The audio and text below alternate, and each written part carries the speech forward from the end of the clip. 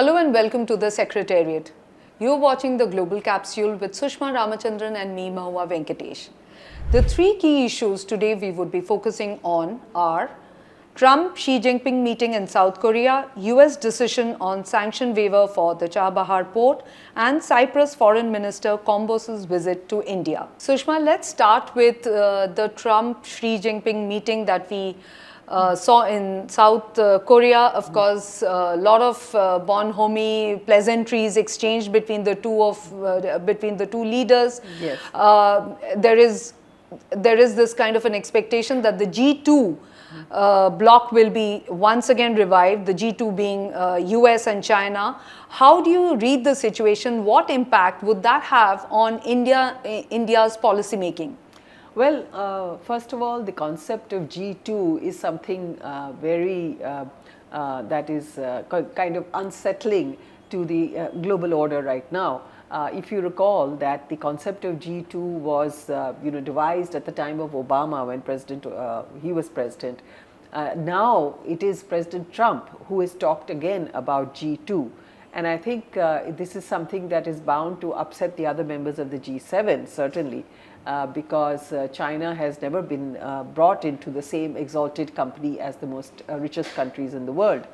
At the same time, for the Chinese, it is a great, it's something that they have always wanted. They've always wanted to be in the big league, and they've always wanted the West to accept that China is, the biggest superpower after America, and Trump has now done so.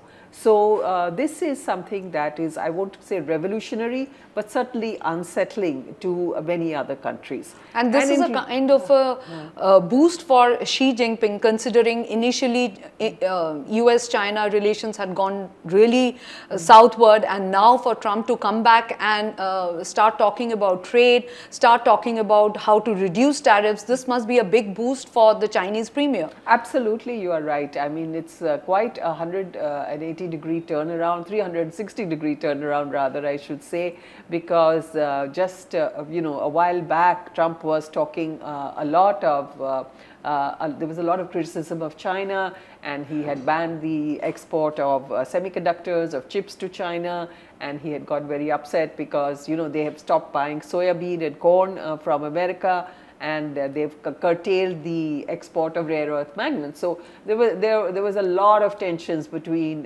China and the US, and now suddenly there is all this bonhomie.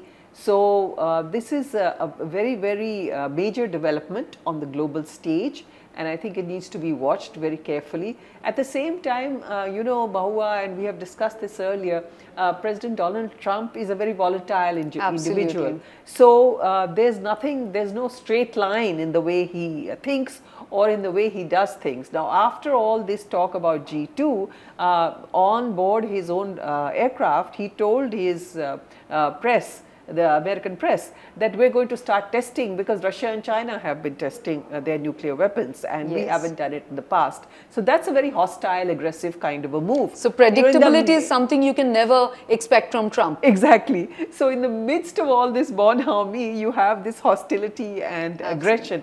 But at the same time, the question you asked was the impact on India. For India, I think it's something very concerning. Number one, the tariffs that have been brought down by 10% brings China's tariffs at 47%. India is still at 50%. There's a lot of talk of a trade deal coming. The trade deal is coming. It has not yet come. So we're still at 50%, and China's tariffs are lower than ours. So this is. And Trump has also said that the trade deal between Washington and Beijing is underway. Yes, and in fact, so the talk is that there's going to be, as you rightly said, that there is going to be more negotiations, and there's going to be more probably concessions given to China. And China has now agreed to buy soya bean once again from the US, which is a huge concession. Yeah, absolutely. They have agreed to give them rare earth magnets. Yes. So now things, as far as trade is concerned, look to be on track, and probably that 47% will come down even further,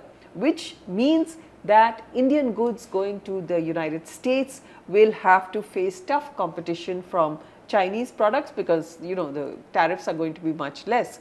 Now, of course, we have to see what is the trade deal coming up. The reports in the paper are saying that, it will be brought down to 15%, but that is predicated on the issue of Russian oil, which India is bringing it down, but they have made it very clear they're not going to bring it down completely, and we have written about it in the Secretariat that 40% of the Russian oil that we get is from Russian entities that are not sanctioned. So we can continue to buy from there, and indications are that we will continue to buy from there. And we have to remember again, Mahua, that during these discussions, President Trump did not talk to Xi Jinping about the Russian oil that China is buying. I mean, he was asked about it, and he said, we just didn't discuss it. Yes. So this is something, this whole meeting, I think, is not turning out very well for India. And I mean, unless we get a trade deal in the coming days, it doesn't look very bright. Moving on to our next topic, the US exemption on sanctions on the Chabahar Port. Now, that is a big one for India. How do you see this? Well, this exemption was there right till end of September, and suddenly the Trump administration decided to impose sanctions on Chabahar, because Chabahar, as we know, is a port in Iran, which has been developed by India as a kind of a gateway to Afghanistan and to Central Asia. Now, it was meant as a kind of counterpoint to Pakistan's Gwadar port, yes, which is being developed by China. Till now, the US had accepted that there was a need to exempt this port from sanctions because of the need to provide humanitarian assistance to Afghanistan and to provide a trade route and for, as I said, Central Asia. Now they have given an exemption. It is for 6 months. Hopefully, it is being described as a triumph of Indian diplomacy, because India has been able to convince the administration, Trump administration, that this exemption is very much needed, and it is not just in India's interest or in Iran's interest, it is in America's interest, because given America's interests both in Afghanistan and in Central Asia, this is the only route. And the Afghanistan-Pakistan issue is also another thing that India needs to watch out for. Absolutely. Of course, now Pakistan has come up with a statement saying that these, it was more like US-driven attack. So these issues need to be watched out for, and what implications it will have on India, we'll need to really wait and watch. Yes, absolutely. Coming to the third topic, the Cyprus Foreign Minister's visit to India. Now, often when you have these kinds of visits, we sort of tend to not take note of these. But how do you think Cyprus is going to play a major role in India's foreign policy matters, especially for its policies in Central Asia, in the Middle East? Yeah, I mean, that's a good question, Mahua, and you're very right. I mean, Cyprus is a tiny island in the Mediterranean, and it's not as if normally when anybody comes from there, we pay a great deal of attention. But right now, the visit of the Cyprus Foreign Minister is very significant. Number one, because Cyprus does not have, at least Greek, Cyprus is divided into two. One is the Greek Cyprus and the other is the Turkish Cyprus, and this Greek Cyprus has no diplomatic ties with Turkey. And so we are extending our support to Cyprus, and Cyprus in turn has been supporting India as far as all our initiatives as far as anti-terrorism is concerned.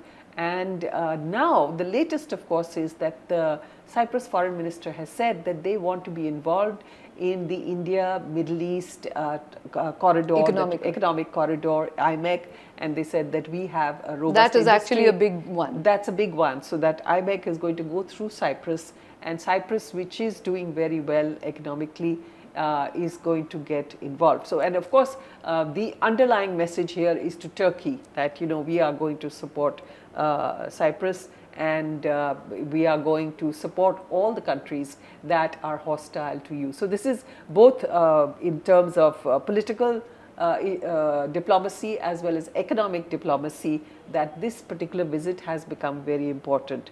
And as I said, it's a tiny island, but you know, every country has its very strategic strength. importance, Absolutely. and Cyprus does have that.